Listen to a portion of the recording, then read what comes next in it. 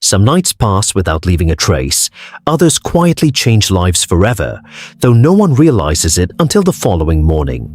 The streets are empty, porch lights glow against the darkness. Somewhere in this quiet neighborhood, a family is living through its final ordinary evening together. Nothing appears unusual. No screams, no frantic phone calls, just another peaceful night in a town where violent crime is almost unheard of. By sunrise, one man will be gone, leaving behind a mystery that refuses to follow the story everyone first believes. The answer won't come from a dramatic confession or a hidden surveillance camera. It will begin with a child's simple memory. She is only 5 years old, too young to understand investigations, evidence, or the weight her words will eventually carry. For now, she is simply a little girl who loves bedtime stories, hugs from her father, and the comfort of familiar routines. Her father is known as a dependable man. Friends describe him as hardworking, polite, and deeply devoted to his family. He lives with his wife and young daughter in a quiet American town where neighbors greet one another by name. Nothing about their home suggests the kind of tragedy investigators usually expect before opening a major criminal investigation. Like many evenings before, the family settles into another ordinary night, believing tomorrow will arrive exactly as planned. No one knows this ordinary evening will soon become the final chapter anyone can confidently account for. Morning arrives quietly, but something feels different. One familiar routine fails to happen, and concern begins spreading through the household. The husband cannot be found, his phone goes unanswered, and every passing hour makes his absence increasingly difficult to explain. Family members contact relatives, hoping someone has seen him. Each call ends with the same unsettling answer. As concern grows, local police receive a missing person report and begin gathering the first pieces of information surrounding his disappearance. Investigators initially approach the case with cautious optimism. Adults disappear for many reasons, and most are eventually located alive. At this stage, there are no obvious signs of violence, no confirmed crime scene, and nothing immediately pointing toward foul play. Volunteers organize search parties. Flyers appear on telephone poles, storefront windows, and community bulletin boards throughout the small town. Neighbors search wooded trails, nearby fields, and quiet backroads, hoping someone overlooked a clue that might lead them to him. His wife publicly asks for help, thanking everyone joining the search while holding on to hope that her husband will return safely. As investigators begin reconstructing his final known movements, they have no reason to believe the most important witness has barely started kindergarten. Detectives begin with the simplest question: when was the last time anyone could say with certainty that they had seen him alive? Friends remember seeing him earlier that day. Co-workers describe an ordinary shift. Nothing in his behavior suggests he planned to disappear. His vehicle is still where it should be. Several personal belongings remain at home, making a voluntary disappearance seem increasingly unlikely. Even so, investigators avoid jumping to conclusions. Cases built on assumptions often overlook the evidence hiding in plain sight. The search continues for days. Helicopters scan wooded areas, while officers revisit roads, rivers, and abandoned properties surrounding the town. Every new lead raises hope, but each one ends the same way, with another unanswered question and another empty stretch of ground. As the days become weeks, detectives begin looking beyond the search itself and focus on the people closest to the missing man. Family members, neighbors, friends, and co-workers are interviewed, each helping investigators build a timeline of his final known hours. Most accounts are remarkably consistent. The evening appears ordinary, and nothing immediately contradicts the version of events already shared. His wife calmly explains how the night unfolded, answering every question without hesitation and appearing eager to help investigators. For experienced detectives, cooperation is important, but consistency matters even more. Small details often reveal what larger stories cannot. Every statement is carefully documented, compared, and placed alongside phone records, receipts, and the growing timeline of the investigation. One interview remains, not because detectives expect a breakthrough, but because they speak with everyone connected to a missing person's life. The youngest member of the family sits quietly with investigators, unaware that their conversation is part of a criminal investigation. There are no difficult questions. Detectives simply ask about her father, her favorite memories, and what she remembers before bedtime. She answers naturally, without fear or hesitation, describing the evening the way only a 5-year-old would remember it. Then, almost in passing, she mentions one small detail that none of the adults had included in their statements. The room falls noticeably quieter. Investigators exchange brief glances but avoid interrupting her as she continues speaking. To anyone else, it might sound like ordinary childhood imagination. Detectives know children sometimes confuse dreams with real memories. Still, one investigator writes the comment down exactly as she says it, unwilling to dismiss something he cannot yet explain. At that moment, no one believes the case has changed. The little girl's words are simply added to a growing case file. Yet one experienced detective keeps returning to that single sentence, wondering why it doesn't quite fit everything else collected so far. The search for a missing man is about to become something entirely different, beginning with one quiet observation nobody expected to matter. The following morning, the detective reads through every interview again, paying closer attention to details that had seemed too ordinary to matter. One sentence from the little girl's conversation continues to stand out. It doesn't fit the timeline investigators believe they have established. Rather than dismissing it, he decides to verify it the same way he would verify any statement from an adult witness. He begins with phone records, comparing call times against the family's account of the evening and the hours that followed. Nothing immediately appears suspicious. The records mostly support what detectives had already been told. Then he notices a small gap in the timeline, only minutes long but still difficult to explain. On its own, the discrepancy proves nothing. Investigations often uncover minor inconsistencies that have perfectly innocent explanations. Even so, the detective keeps digging, believing unanswered questions deserve answers before they are dismissed. He requests additional records, reviews previous notes, and compares every detail with the family's original statements. Slowly, another inconsistency appears, separate from the first but connected by the same narrow window of time. Investigators return to witnesses, asking the same questions in slightly different ways, looking for overlooked details rather than dramatic revelations. Most people repeat exactly what they had already told police. A few remember small details they had forgotten during the first interviews. Those forgotten details don't point directly to a crime, but they begin reshaping the final hours before the disappearance. The detective realizes the original timeline may have been built on assumptions instead of verified facts. That discovery changes the direction of the investigation far more than anyone outside the department realizes. Attention turns toward the victim's daily routine, searching for anything that might explain why someone would suddenly disappear. Co-workers describe a man who rarely missed work and almost never changed plans without telling someone in advance. Friends recall no recent arguments, threats, or obvious conflicts that would suggest he intended to leave his family behind. The more detectives learn about him, the less a voluntary disappearance seems to fit the evidence. Investigators begin examining financial records, hoping they might reveal pressures hidden beneath an otherwise ordinary life. Several overdue payments catch their attention, suggesting the household had been experiencing financial strain for longer than neighbors realized. Money problems alone don't explain a disappearance, but they often provide valuable context during complex investigations. Bank transactions also reveal spending patterns that raise additional questions about the weeks leading up to his disappearance. Detectives avoid drawing conclusions, choosing instead to verify every document before attaching meaning to any single record. They widen the investigation, examining insurance policies, recent purchases, and changes in the family's financial obligations. Piece by piece, a more complicated picture begins to emerge, one that differs from the family's public image. Behind closed doors, life may not have been as stable as it appeared from the outside.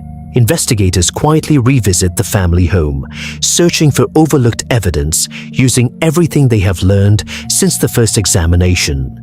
Nothing dramatic is discovered, yet several ordinary observations now carry greater significance when viewed alongside the updated timeline. The detective returns once more to the little girl's statement, comparing it against every confirmed fact collected so far. Instead of becoming less believable, her memory continues matching details investigators independently verify through other sources. That realization forces detectives to reconsider the sequence of events inside the home that night. If her memory is accurate, someone else's version of the evening cannot be entirely true. Investigators begin separating confirmed facts from personal accounts, treating every statement with equal scrutiny regardless of who gave it. The evidence doesn't point toward a single answer yet, but it steadily narrows the number of possible explanations. Detectives schedule follow-up interviews, hoping clarification will resolve the growing inconsistencies without needing to assume criminal intent. Some answers become more detailed, others become noticeably less certain than they had been during the first interviews. Experienced investigators understand that memories naturally fade, but meaningful contradictions deserve careful attention. The investigation gradually shifts from searching for a missing person to understanding exactly what happened before he disappeared. That change isn't announced publicly. Outside the department, volunteers continue believing they are searching for a man still alive. Inside the investigation, detectives quietly begin preparing for a much darker possibility. The evidence no longer supports every assumption made during the first days of the search. Each verified detail strengthens one conclusion while eliminating another, bringing investigators closer to the truth hidden within the family's timeline. The little girl's innocent memory has not solved the case, but it has shown detectives exactly where to keep looking. The investigation is no longer asking where the missing man went. It is asking what happened before anyone realized he was gone. By now, detectives stop asking where the missing man went. Their attention shifts to one place they thought they already understood: the family home. Nothing inside immediately points to violence, but investigators know that a quiet crime scene often hides its secrets in ordinary details. The house is examined again, this time with a different question in mind. Not where did he go, but what happened here? Rooms that once seemed unremarkable are measured, photographed, and compared against earlier notes taken during the first search. Investigators notice subtle inconsistencies that meant little at the beginning but now fit differently beside the growing timeline. No single discovery changes the case overnight. Instead, confidence builds slowly, one verified fact at a time. The detective leading the review refuses to treat coincidence as evidence, but he refuses to ignore repeated patterns either. Phone activity, financial records, and witness accounts are placed side by side, creating a timeline that can be tested instead of assumed. One section refuses to cooperate. Several important minutes remain difficult to explain using the family's original account. Investigators return to those missing minutes again and again, convinced they hold the key to understanding everything that followed. Attention turns to the wife's movements during that evening, not because of suspicion alone, but because the timeline demands closer examination. Detectives carefully compare her first interview with later conversations, looking for changes that might simply reflect memory or something else entirely. Most differences are small, a time mentioned here, a sequence remembered differently there, nothing dramatic on its own. But investigations are rarely solved by dramatic moments. They are often built from small facts that refuse to fit together any other way. As the review continues, another question emerges: was anyone else aware that the family had been under growing pressure? Friends describe a couple who appeared ordinary in public. Few remember witnessing serious arguments or obvious signs of trouble. Appearances, however, rarely tell investigators everything they need to know about life behind closed doors. Financial documents suggest the household had been carrying burdens that even close friends never suspected. Those records don't explain a disappearance, but they offer investigators possible reasons to keep looking beneath the surface. The The detective expands the timeline beyond the final evening, reviewing weeks of activity instead of focusing on one single night. Patterns begin to emerge that had been invisible when every event was viewed in isolation. Routine purchases suddenly appear unusual when placed beside changing financial commitments and unexplained account activity. Investigators continue verifying every record, careful not to mistake suspicion for proof. Each confirmed detail either strengthens the timeline or forces detectives to abandon another assumption. Meanwhile, the little girl's interview remains untouched in the evidence file, preserved exactly as she originally described it. No one asks her to repeat the story differently. Detectives understand the value of protecting an uncontaminated witness account. As more evidence is collected, her memory begins matching facts that investigators uncovered independently. That consistency gives detectives greater confidence, not because of her age, but because her account remains remarkably unchanged. Weeks into the investigation, the missing person file begins looking less like an active search and more like the foundation of a criminal case. Even so, investigators resist rushing toward conclusions. They know premature certainty has damaged countless investigations before this one. Every piece of evidence is reviewed by multiple investigators, each challenging the other's interpretations before accepting any conclusion. The process is slow, sometimes frustrating, but accuracy matters far more than speed.